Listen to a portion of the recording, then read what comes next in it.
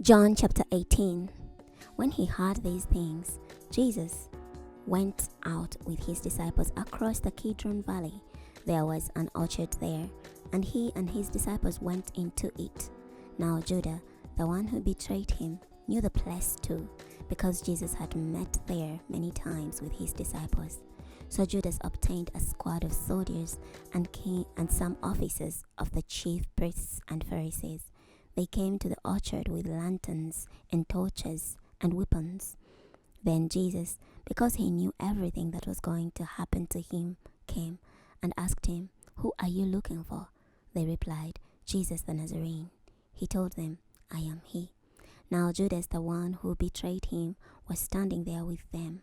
So when Jesus said to them, "I am he," they retreated and fell to the ground. Then Jesus asked them again, "Who are you looking for?"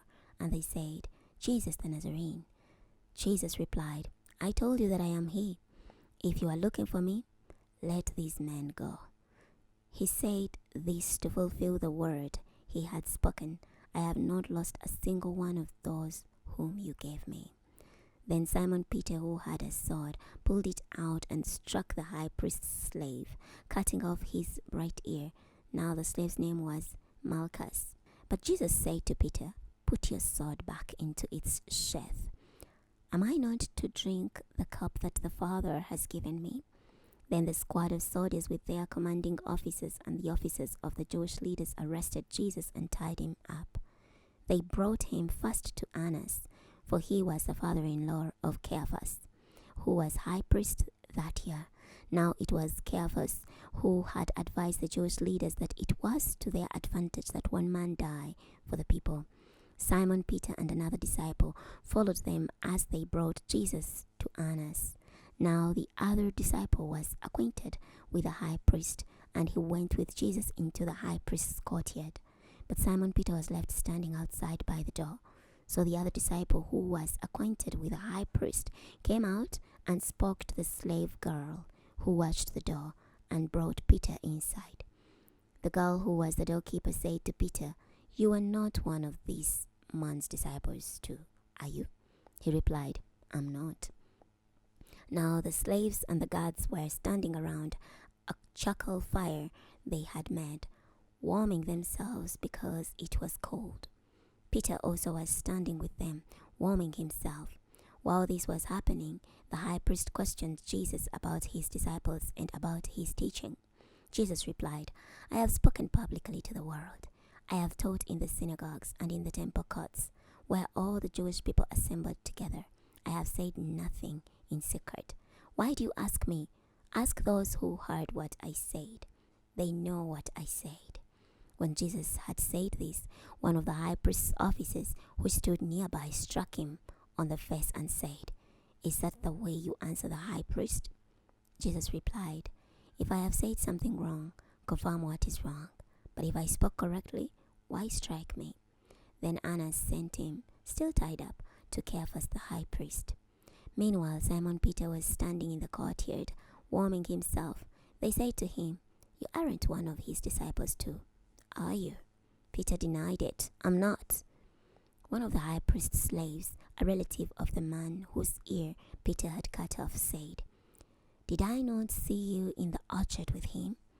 Then Peter denied it again, and immediately a rooster crowed. Then they brought Jesus from Caiaphas to the Roman governor's residence. Now it was very early morning. They did not go into the governor's residence, so they would not be ceremonially defiled, but could eat the Passover meal. So Pilate came outside to them and said, "What accusation do you bring against this man?" They replied, "If this man were not a criminal, we would not have handed him over to you."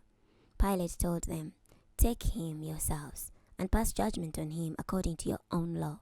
The Jewish leaders replied, "We cannot legally put anyone to death." This happened to fulfill the word Jesus had spoken when he indicated what kind of death he was going to die. So Pilate went back into the governor's residence, summoned Jesus, and asked him, "Are you the king of the Jews?" Jesus replied, "Are you saying this on your own initiative, or have others told you about me?" Pilate answered, "I'm not a Jew, am I? Your own people and your chief priests handed you over to me. What have you done?" Jesus replied, "My kingdom is not from this world. If my kingdom were from this world, my servants would be fighting to keep me from being handed over to the Jewish authorities. But as it is, my kingdom is not from here." Then Pilate said, "So you are a king?" Jesus replied, "You say that I'm a king. For this reason I was born, and for this reason I came into the world, to testify to the truth. Everyone who belongs to the truth listens to my voice." Pilate asked, "What is truth?"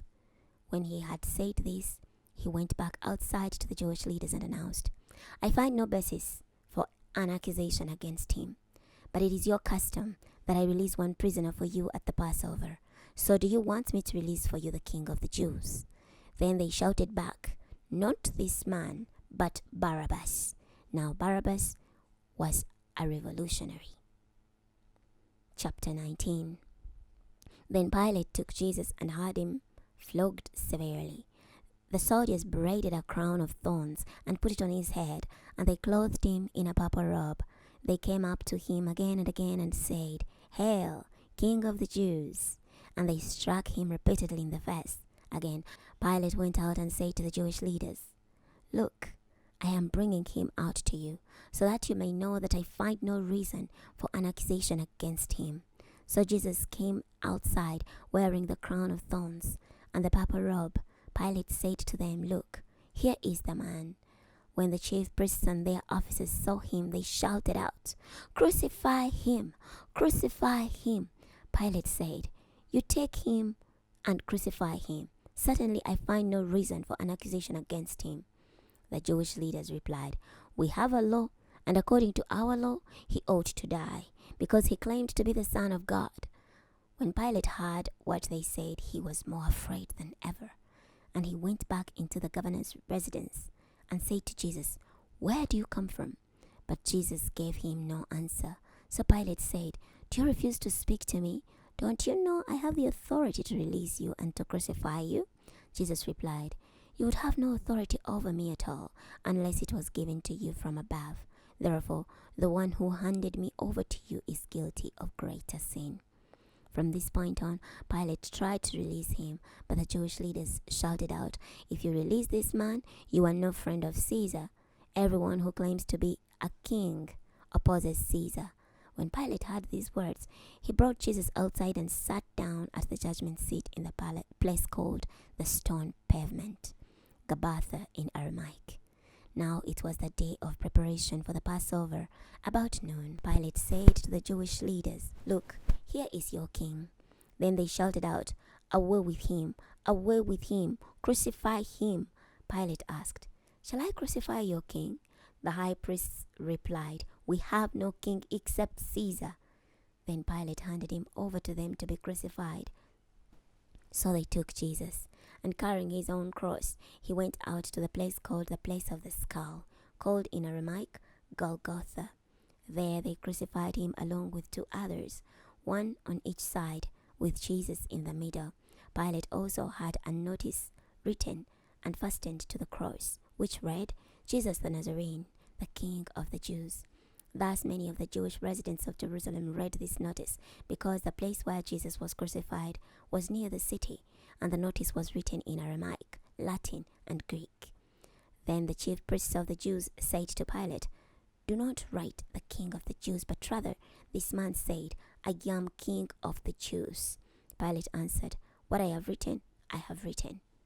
Now when the soldiers crucified Jesus, they took his clothes and made 4 shares, one for each soldier, and the tunic remained. Now the tunic was seamless, woven from top to bottom as a single piece. So the soldiers said to one another, "Let's not tear it, but throw dice to see who will get it." This took place to fulfill the scripture that says, "They divided my garments among them, and for my clothes they threw dice." So the soldiers did these things. Now standing beside Jesus' cross were his mother's sister, Mary the wife of Clopas, and Mary Magdalene. So when Jesus saw his mother and the disciple whom he loved standing there, he said to his mother, "Woman, look, here is your son." He then said to the disciple, "Look, here is your mother." From that very time the disciple took her into his own home. After this, Jesus, realizing that by this time everything was completed, said, "In order to fulfill the scripture, I'm thirsty."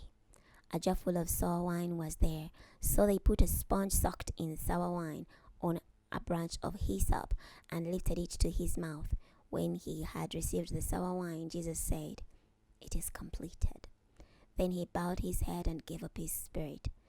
Then, because it was the day of preparation, so the bodies should not stay on the crosses on the Sabbath, for the Sabbath was an especially important one. The Jewish leaders asked Pilate to have the victims' legs broken and the bodies taken down. So the soldiers came and broke the legs of the two men who had been crucified with Jesus, first the one and then the other. But when they came to Jesus and saw that he was already dead, they did not break his legs. But one of the soldiers pierced his side with a spear, and blood and water flowed out immediately. And the person who saw it has testified, and his testimony is true, and he knows that he is telling the truth, so that you also may believe. For these things happened so that the scripture would be fulfilled, not a bone of his will be broken. And again, another scripture says, they will look on the one whom they have pierced. After this, Joseph of Arimathea, a disciple of Jesus, but secretly, because he feared the Jewish leaders, asked Pilate if he could remove the body of Jesus. Pilate gave him permission, so he went and took the body away. Nicodemus, the man who had previously come to Jesus at night, accompanied Joseph, carrying a mixture of myrrh and aloes, weighing about 75 pounds. Then they took Jesus' body and wrapped it with the aromatic spices in stripes of linen cloth, according to Jewish burial customs. Now at the place where Jesus was crucified, there was a garden, and in the garden was a new tomb where no one had yet been buried. And so, because it was the Jewish day of preparation, the tomb was nearby. They placed Jesus' body there. We're stopping here today. Next time I'm going to be starting from John chapter 20.